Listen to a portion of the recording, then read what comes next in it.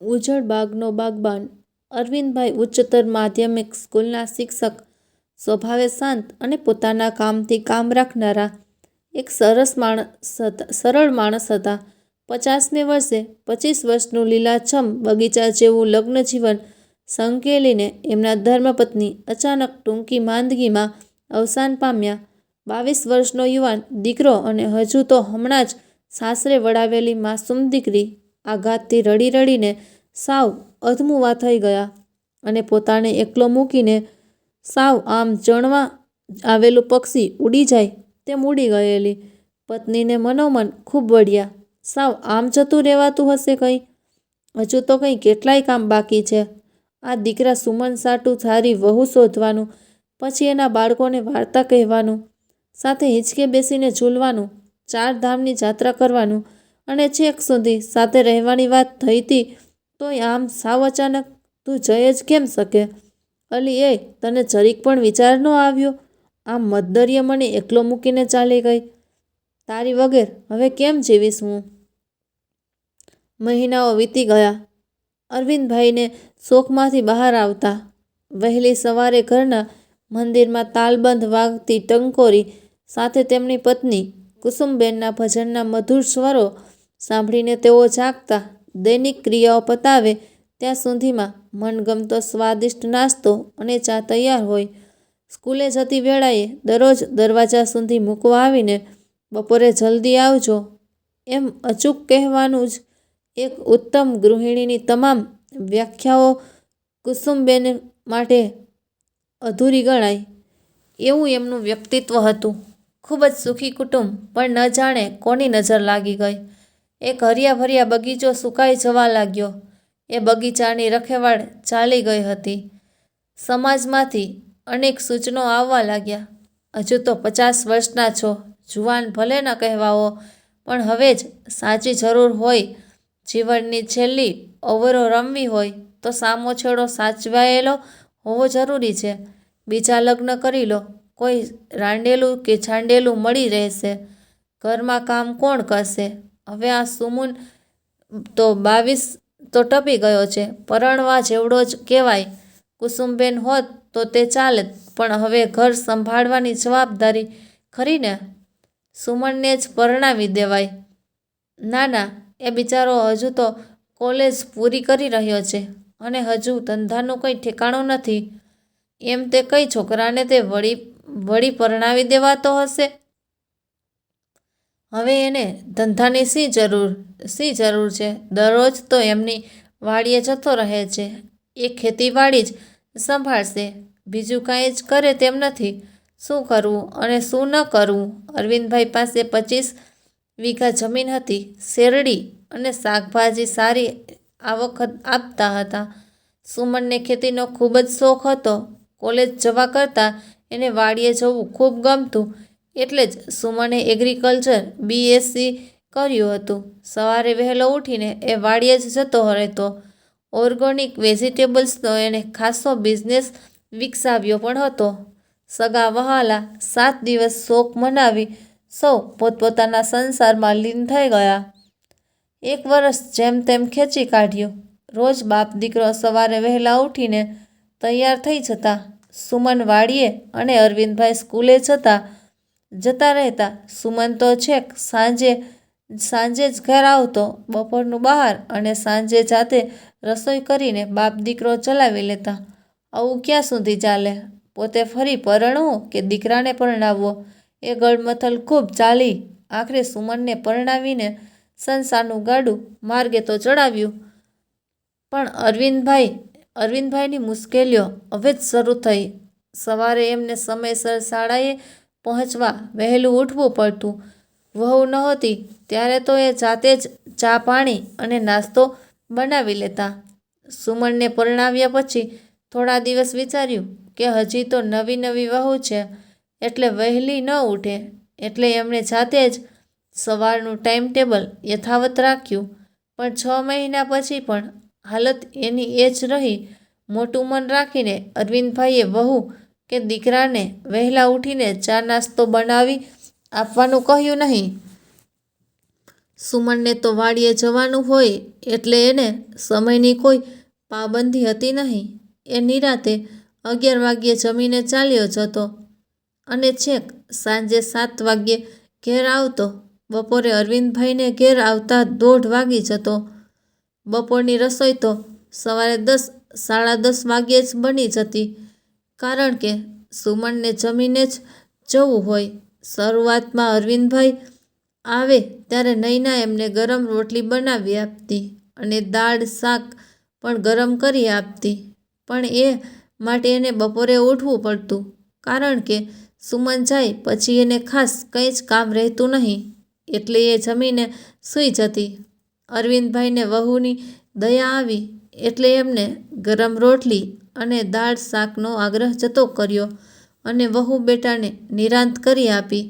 ઘરની એક ચાવી એમની પાસે પણ રહેતી એટલે વહુને બારણું ખોલવા આવવાની પણ જરૂર નહીં રહી. અરવિંદભાઈ પોતાની ચાવીથી ઘર ખોલીને જાતે જ રસોડામાં જઈ ઢાંકેલી ઠંડી રસોઈ જમવા બેસી જતા. અરવિંદભાઈને ભૂતકાળ સાંભળી આવતો. કુસુમબહેન હતા ત્યારે દરરોજ પોતાને પાણીનો ગ્લાસ ધરીને કહેતા, આવી ગયા, લો પાણી પી લો અને હાથ પગ ધોઈને ફ્રેશ થઈ જાઓ. પછી આવો, તમારા માટે સલાડ કાપીને ફ્રીજમાં મૂક્યું છે, એ હું ટેબલ પર મૂકું છું. સલાડ ખાઓ ત્યાં ગરમ ગરમ રોટલી ઉતારી આપું હો. આજે બહુ પીરિયડ હતા કે થાકી ગયા હશો ને? જમીને પછી સૂઈ જાવ નિરાતે. એ એસી ચાલુ કરી દીધું છે, રૂમ ઠંડો થઈ ગયો હશે. અરવિંદભાઈએ પોતાને એ બેડરૂમમાં બંધ દરવાજા સામે જોયું. દીકરાની વહુ એ બેડરૂમમાં સૂતી હતી. એ વહુને પોતે સગી દીકરી માની હતી. એની ઊંઘ ન બગડે એટલે આ ઠંડી રસોઈ પરાણે જમી લેતા હતા. પણ એ વહુ સસરાને પિતા સમજતી હોત તો શું દીકરી પોતાના પપ્પા માટે ગરમ રોટલી કરવા પણ ઊભી ન થઈ શકે? બપોરે એસી રૂમમાં વહુ સૂઈ ગઈ હોવાથી એમને બહાર હોલમાં સૂવું પડતું. સુમનને ઘણીવાર બીજા બેડરૂમમાં એસી મુકાવી દેવાનું કહેલું, પણ એને જરૂરી લાગેલું નહીં. જમીને એમને થોડીવાર ટીવી જોવાની આદત હતી, પણ નૈનાની ઊંઘ બગડતી એટલે એને ટીવીનું રિમોટ સંતાડી દેવાનું એણે શરૂ કરેલું. પહેલીવાર જ્યારે એમને રિમોટ ન મળ્યું તે દિવસે સાંજે એમણે પૂછેલું, બેટા, રિમોટ ક્યાં ગયું ટીવીનું? તમે પણ શું પપ્પા, બપોરના સમયે ટીવી ના જુઓ તો ના ચાલે? ઘડીક તો એ સૂતી હોય ત્યાં તમે ટીવી ચાલુ કરો, રાત્રે જોતા હોય તો, કહીને સુમને બેડરૂમમાંથી રિમોટ લાવી આપ્યો. જમીને થોડીવાર ન્યૂઝ જોવાનું શરૂ કરે ત્યાં જ સુમન ફરી કહેતો, પપ્પા, તમે ન્યૂઝપેપર તો વાંચો જ છો ને? અત્યારે નૈનાને એની સિરિયલ જોવાની છે. સારું સારું બેટા, આ તો જરા અમસ્તું કંઈ નહીં, ચાલો હું જરા બહાર જઈ આવું. રિમોટ મૂકીને તેઓ બહાર જઈને સોસાયટીના ગાર્ડનમાં જઈને બેસતા. કુસુમબહેન હતા ત્યારે બંને સાથે ચાલવા જતા અને ચાલીને આવ્યા પછી 11 વાગ્યા સુધી સાથે જ ટીવી જોતા. કોઈ જૂનું પિક્ચર આવતું હોય તો વળી 12 પણ વાગી જતા. કોઈ રોકટોક નહોતી, સંપૂર્ણ આઝાદી અને પ્રેમથી ભર્યું જીવન હતું. પણ હવે જીવન રથનું એક પૈડું તો હતું નહીં અને બીજા પૈડાને પણ ફરવાની મનાઈ હતી. બપોરે ઉઠતા એટલે તરત જ કુસુમબહેન એમની સેવામાં તત્પર રહેતા. ઉઠી ગયા? ઊંઘ આવી હતી ને બરાબર? લ્યો મોં ધોઈને આવો, હું ચા મૂકું છું. નૈનાને બપોરે ચા બનાવવી ગમતી નહીં.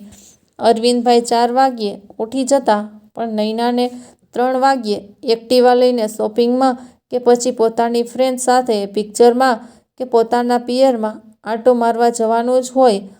એટલે સવારની જેમ બપોરે પણ અરવિંદભાઈ જાતે જ ચા બનાવી લેતા. સુમન અને નૈના એમની જિંદગીમાં ખૂબ જ મોજ મજા કરતા હતા.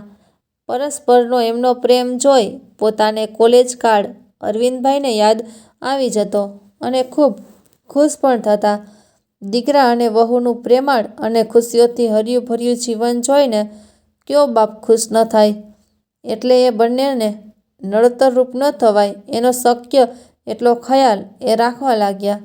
બંને પિક્ચર જોવા ગયા હોય તો હોટલમાં જમીને આવતા, એટલે પોતે પણ ક્યારેક બહાર તો ક્યારેક જાતે રસોઈ બનાવીને જમી લેતા.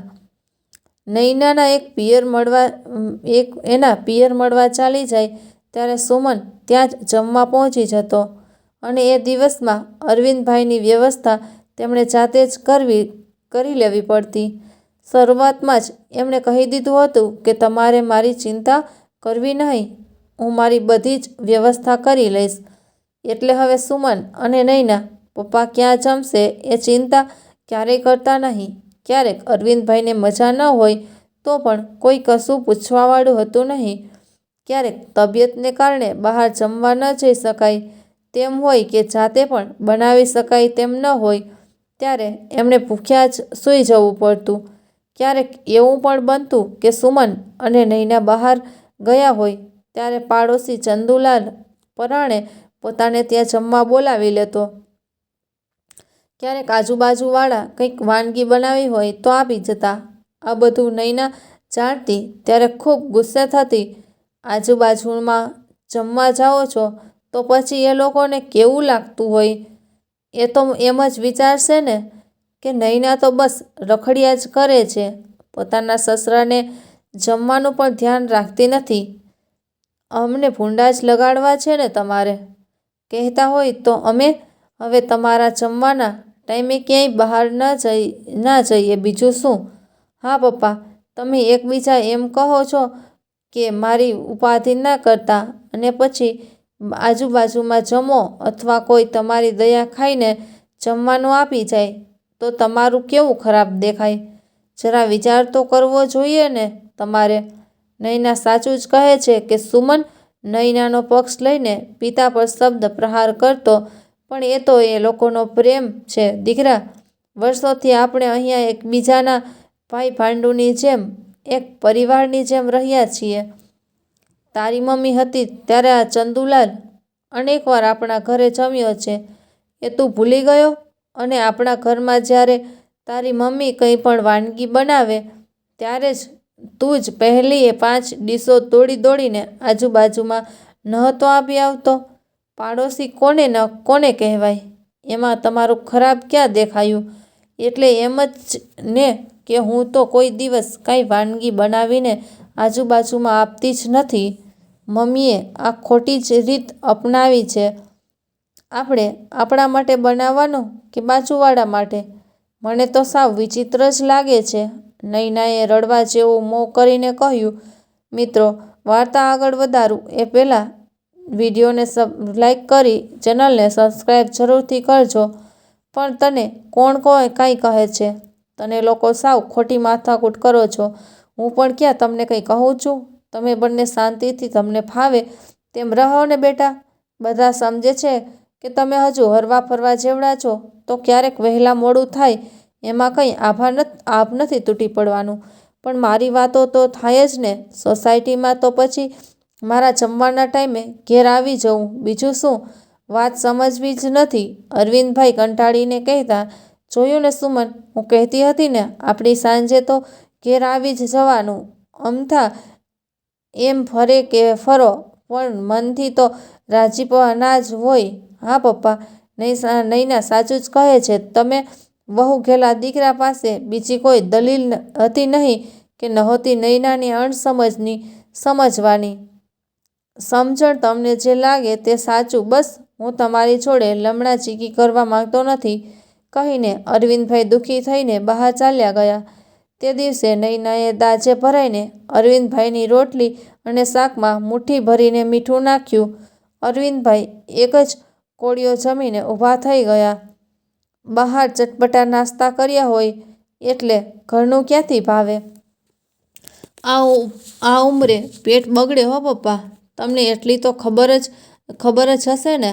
વહુ પોતાને પરેશાન કરીને ઘરમાંથી દૂર કરવા માંગે છે એ સમજી જતાં અરવિંદભાઈને વાર ન લાગી. એટલે આ શાક અને રોટલી તું ખાઈ જો તો તને ભાન થાય કે મને શું ખબર છે અને શું નથી. મોંમાં આવેલ એ શબ્દો પેલા ખારા ધૂંધવા જેવા કોળિયા સાથે ગળી ગયા અને બહાર ચાલ્યા ગયા. આમ ચાલતું જતું હતું એમાં વળી એક નવી ઉપાધિ શરૂ થઈ. એક દિવસ સુમને કહ્યું, પપ્પા, તમે બપોરે ઘરે સૂવો ત્યારે મેઇન રોડ બંધ કરીને કેમ સૂવો છો? નૈના એકલી જ હોય છે ને ઘેરે? સોસાયટીમાં જેવી તેવી વાતો થાય છે, જાણે કે કોઈએ માથામાં હથોડો માર્યા હોય એમ. આંખે અંધારા આવી ગયા અરવિંદભાઈને. દીકરા, આ શું બોલે છે તું? હું તારો બાપ છું અને એ પણ મારી દીકરી છે બેટા. હું ક્યાં કંઈ કહું છું? આ તો એમ છે કે ઘરનું મેઇન ડોર ખુલ્લું જ રાખો તો સારું. સેફ્ટી ડોર તો છે જ ને, એ લોક કરી દેવાનું. કોઈને શા માટે મોકો આપવો જોઈએ? તમે કેમ સમજતા નથી? સુમને ગુસ્સે થઈને કહ્યું, તે હવે તું મને સમજાવીશ એમ? કોણ છે એવું બોલનાર આ સોસાયટીમાં? જરા નામ તો આપ મને, એનું ડાચું તોડી નાખીશ. તારી મમ્મી નથી એટલે લોકો શું ગમે તેમ બોલશે? અરવિંદભાઈ ત્રાડુક્યા.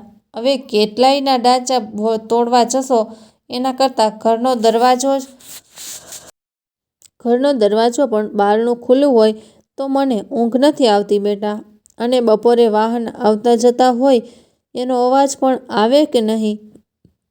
એમ કર, તમે લોકો આ બીજા બેડરૂમમાં સૂવાનું રાખો એટલે હું શાંતિથી મારા રૂમમાં સૂઈ શકું. પછી ભલે આખું ઘર ખુલ્લું રહે, મને વાંધો નથી.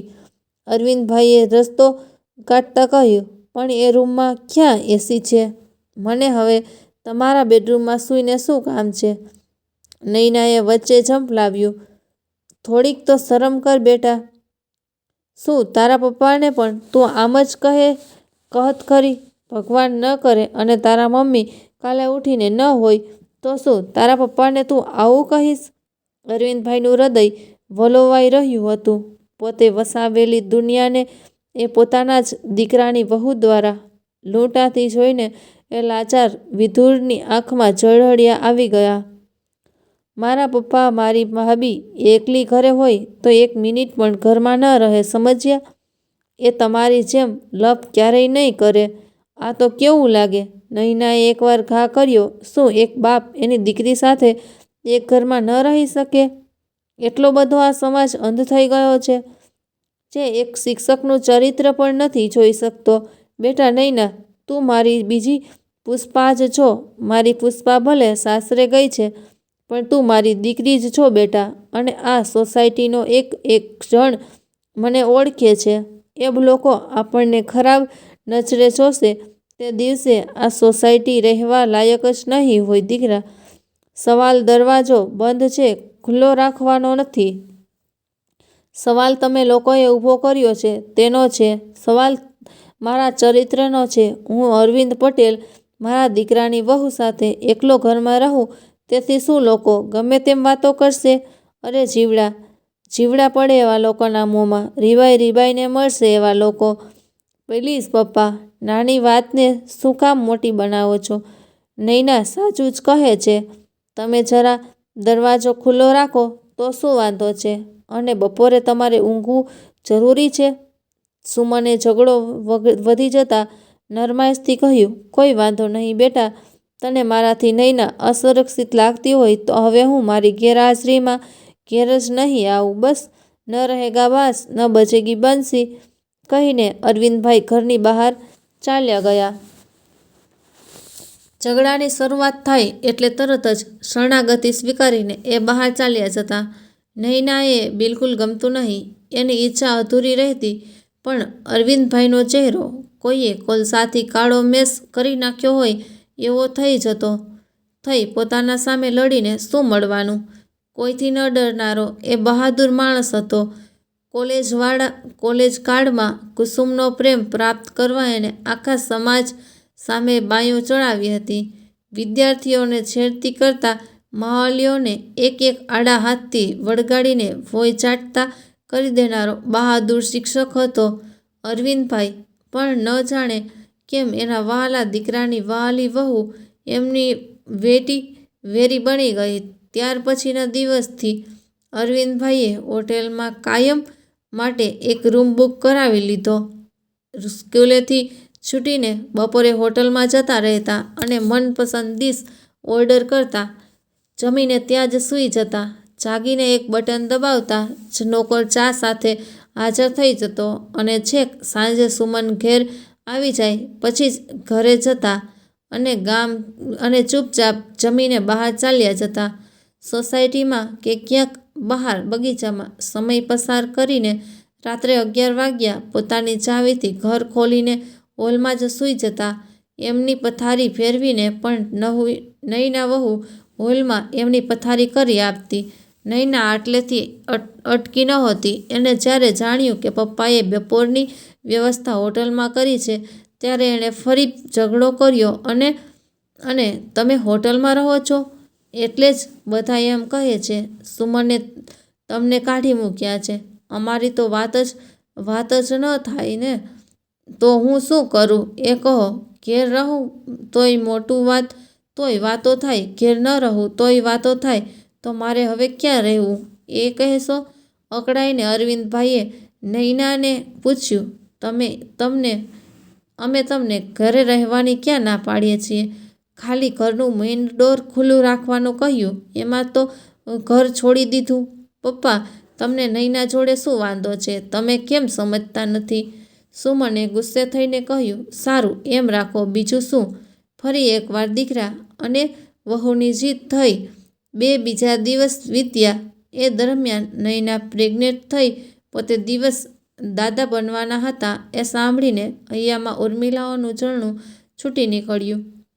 નૈના પ્રત્યેની કડવાશ એ ઝરણાના નીરથી જ ધોવાઈ ગઈ.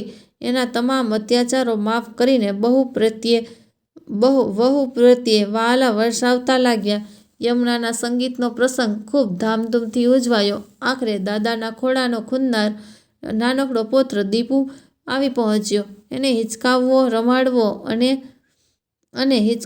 અને એની સાથે વાતો કરવાની એમનો સમય ક્યાં ચાલ્યો જતો એ પણ એમને ખબર રહેતી નહીં. પણ એ દિવસ એ સુખ લાંબુ ચાલ્યું નહીં. એકવાર અરવિંદભાઈને ખૂબ તાવ આવ્યો અને શરદી થઈ ગઈ.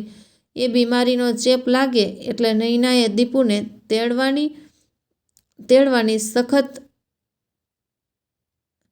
અરવિંદમાં આવવાનું બંધ કરી દીધું. અરવિંદભાઈની તબિયત સુધરી ગયા પછી પણ એમને દીપુ મળતો નહીં. ક્યારેક એમને તેડી લીધો હોય ત્યારે અરવિંદભાઈ ઉધરસ ખાય કે છીંક ખાય એટલે તરત જ નૈના એમની પાસેથી દૂધીને દીપુને આંચકી લેતી. લાવો એને મારી પાસે, તમે એને તમારો ચેપ લગાડશો. અને ત્યારબાદ દીપુ અરવિંદભાઈનો હેવાયો ન થાય એ માટે નૈનાએ જ ખાસ ધ્યાન રાખ્યું. ઘડીક પણ એ દીપુને રેઢો મૂકવા પડવા દેતી નહીં. અરવિંદભાઈ સ્કૂલેથી આવે ત્યારે સુવડાવી દેતી અને સાંજે એને લઈને બહાર પાર્કમાં જતી રહેતી. જે બાળક દાદાની લાકડી બનવાનું હતું એને તેડીને રમાડવાનું સુખ પણ નૈનાએ આબાદ રીતે છીનવી લીધું. હવે અરવિંદભાઈની સહનશક્તિએ જવાબ આપી દીધો હતો. એક સહારાની આશા ઉપર પાણી ફરી વળ્યું હતું. એમની કુસુમ એમને ખૂબ યાદ આવતી. આજ એ જીવતી હોત તો પોતે કેટલા સુખી હોત એમ વિચારીને એ ખૂબ જ દુઃખી થતા. કુસુમબહેનની યાદો સિવાય બીજી કોઈ બાબત એમના દિલને ઠંડક આપી શકતી નહીં. ક્યારેક માથું દુખતું હોય તો એ ઠંડુ રાળતું તેલ માથામાં માલિશ કરી આપતી. તાવ આવ્યો હોય ત્યારે તો માથે ભીના પોતા મૂકીને તાવને ઉતારવા મજબૂર કરતી. ધરાર ડૉક્ટર પાસે લઈ જતી. છાતીમાં ક્યારેક દુખાવાની ફરિયાદ કરી હોય તો તે કાર્ડિયોગ્રાફ કરાવ્યા વગર એને ચેન પડતું નહીં. કેટલો પ્રેમ કરતી હતી અને આમ દગો દઈને ચાલી ગઈ. અરવિંદભાઈની આંખોમાંથી એમની પ્યારી કુસુમની યાદો અશ્રુઓની ધાર બનીને વહેતી રહેતી. કલાકો સુધી રડી રડીને આખરે એ ઊંઘી જતા. ત્યારે એમના સ્વપ્નમાં આવીને કુસુમબેન કહેતા, આમ મરદ થઈને રડવા શું બેઠા છો? દીકરો ને વહુ હેરાન કરે છે એટલે આમ રોવા બેસાય? ઓશિયાળા છો એના? પગાર તો આવે જ છે ને? અને હમણાં રિટાયર્ડ થશો પછી આખો દિવસ શું રડ્યા જ કરશો? બીજું બૈરું લાવતા નથી આવડતું? વહુ ઉઠીને તમને ઘરની બહાર રહેવાની ફરજ પાડે એમ? તમારા દીપુડાને રમાડવા ન દે અને ઘરમાં એની સાથે એકલા રહો તોય આંગળી ચીંધે એમ? તમે બાયલા બનીને આ બધું સહન શેના કરો છો? તમે કોના ધણી છો એ તો ખબર છે ને, કે ભૂલી ગયા? કોઈનાથી સામી નજર પણ માંડી ન શકાય એવી ફરાફાટ અને 50ને પાછા પાડે એવી મને તમે વશ કરી હતી. કોલેજમાં એ યાદ કરો, તમને મારા સમ છે. જો આમ મારી યાદમાં રડી રડીને જીવન વિતાવો તો બીજું ઘર કરો તો જ મારા આત્માને શાંતિ મળશે. તમને આમ હેરાન થતા જોઈને હું ભટક્યા જ કરીશ. અરવિંદભાઈની આંખ ખુલી ગઈ. શું ખરેખર કુસુમ આવી હતી, કે પછી મારી ભ્રમણા જ હતી માત્ર? સાચે જ એ મને બીજું ઘર કરવા કહેતી હતી? કોલેજ કાળ દરમિયાન છોકરાઓને ચીડવતી અને ગમે ત્યારે છોકરાઓના ટોળા વચ્ચે થઈને જ ચાલતી બોલ્ડ કુસુમ એમને યાદ આવી ગઈ. મારું નામ તો કુસુમ છે, પણ હું ઢીસુમ છું. એટલે આઘીના રહેજો, નકર ઢીમ ઢાળી દઈશ. હા, એમ બોલીને એ રસ્તામાં ઊભેલા ગમે તેવા છોકરાને ધક્કો મારી દેતી. એની બહેનપણીઓ સાથે શરત લગાવીને કોઈ પણ છોકરાને એ ફસાવી દેતી. કોઈ શુકલકડી જેવા સામે આંખ મારીને ફ્લાઇંગ કિસ આપતી. પહેલો મહિના સુધી એની આગળ પાછળ ફરતો.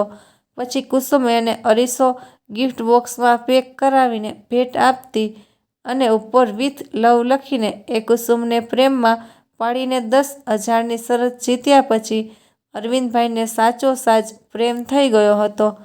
ઘર, કુટુંબ અને સમાજની પરવા કર્યા વગર એમણે કુસુમને મંગલસૂત્ર પહેરાવ્યું હતું અને જીવનમાં ખૂબ જ ખુમારીપૂર્વક જીવ્યા હતા. પોતે શેરને માથે સવા શેર હતા એ કેમ ભૂલાઈ ગયું?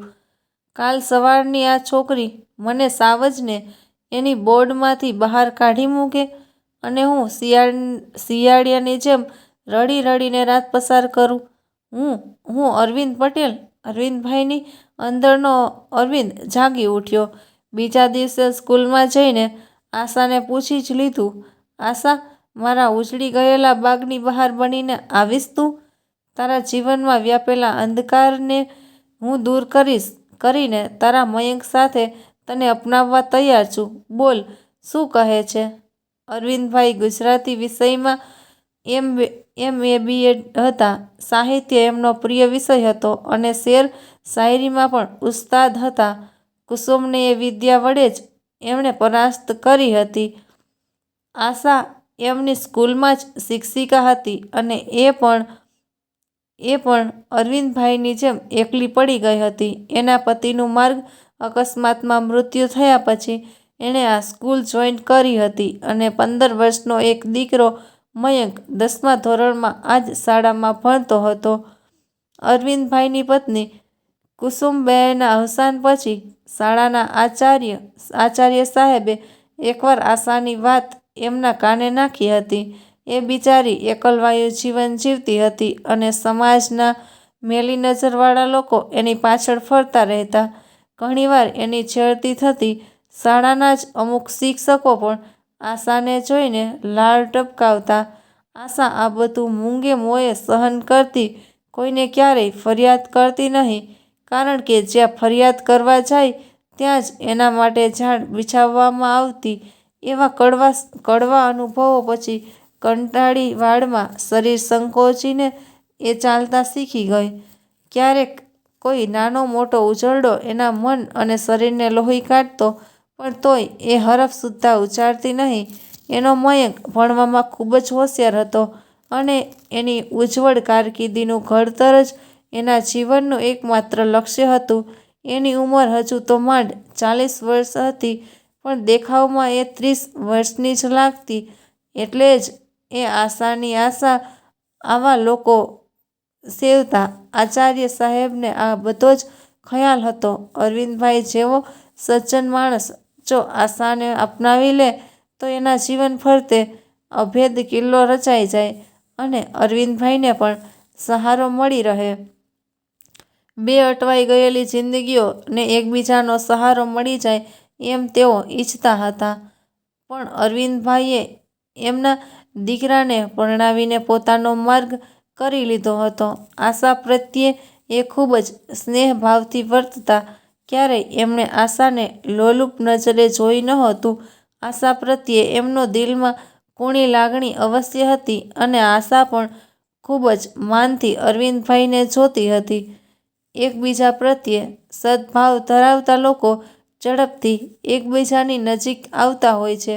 ઘરમાં થઈ રહેલા વહુના ગેરવર્તનની વાતો ક્યારેક તેઓ આશા સાથે શેર કરતા.